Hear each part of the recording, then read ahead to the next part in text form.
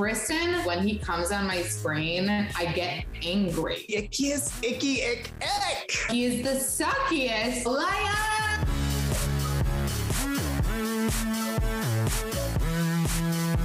Hi guys, I'm Amanda Hirsch. You might know me from Not Skinny But Not Fat on Instagram. And I'm Cole Paulson, gay man with a spray tan on TikTok. And this is Kards Katch Up with the news, where we discuss all the crazy with the K stories that our favorite family keeps bringing day by day, week by week. And this week, Amanda, or should I say Kamanda, brought it because you interviewed the Kim Kardashian. I am obsessed and I need to know everything about this. What behind the scenes can you give us? Oh, I can give a really interesting tidbit. When she came in the room, I was like, obviously I'm going to give her, the choice of which chair to sit on. Kim Kardashian obviously has a side. Everyone does. She said, I'm super symmetrical, so I don't have a side. And I was like, I feel like people don't know that. And that's really important information because people would think that she would come in and say, I need to sit like this. She said, ask me anything. Ask me anything.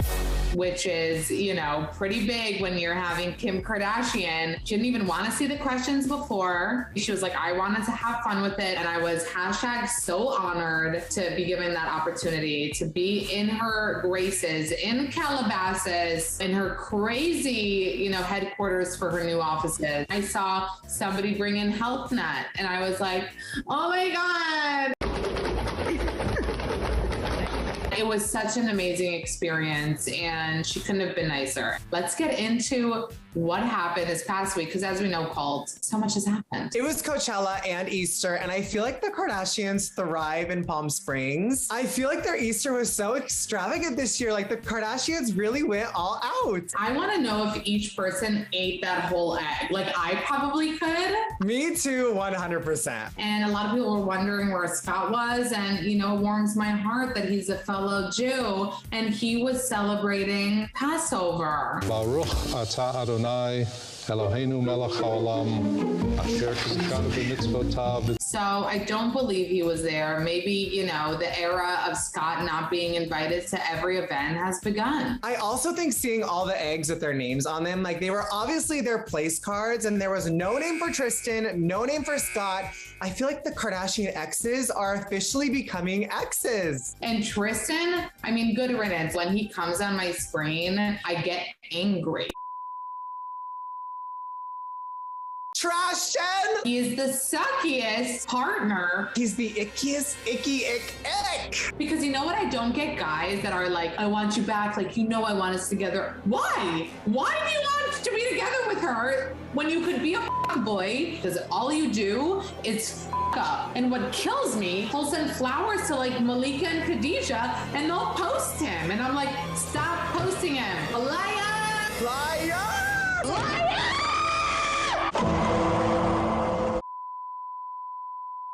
The big moment on tonight's episode, besides Kim Kardashian on SNL, was Travis and Kourtney. Amanda, did you see the house that they went and toured? Like, didn't you think that was a little small? I'm like, there's no way in hell they're going to buy that house. I'm sorry. Like, I wouldn't want, no, I'm just kidding. It's not for me. Next, this was not a Kardashian Barker household.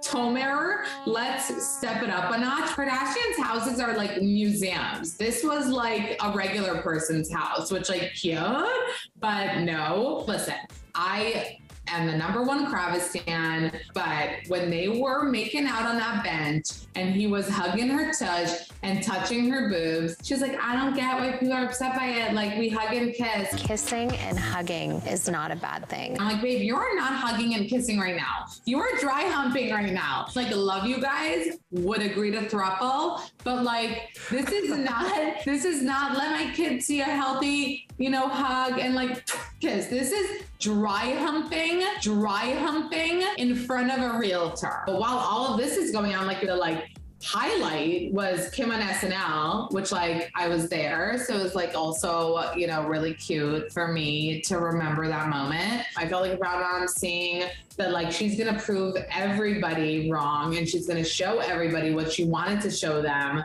which is she can be funny. I'm just so much more than that reference photo my sister showed their plastic surgeons.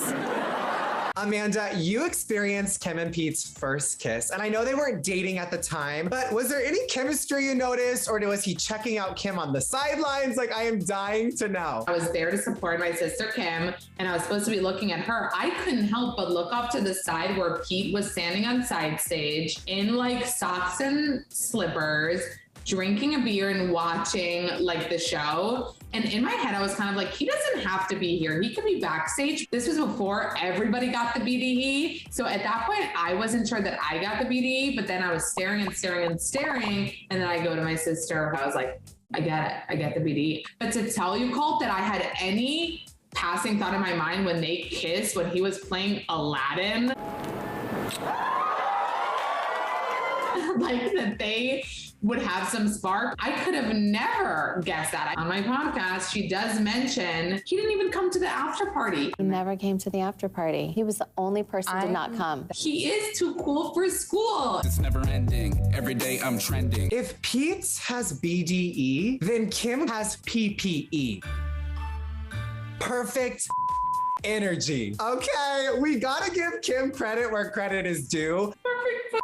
It was like perfect presence. Khloe opened up about her struggles with anxiety. I felt so horrible and so taken aback, this past episode, finding out how much the public scrutiny affects her. I think I've gotten to the point that it's literally safer to stay at home. She was even saying, I post a pic, and even if I didn't touch it or I didn't edit it, people say that I did, and she's scared to sit a certain way because maybe a paparazzi will comment. Mind exploding emoji that the public has brought her to this place of such a deep insecurity. The way I look, my situation with Tristan, is my hair done the right way? We're seeing our Khloe money, this badass woman, really kind of break down in front of our eyes, and also Colt be so open about it. For anything she does, everyone goes so hard on Khloe for no reason. Like, it broke my heart watching her have to see that she can't even live her life to the max without worrying about what people are going to say about her. I did love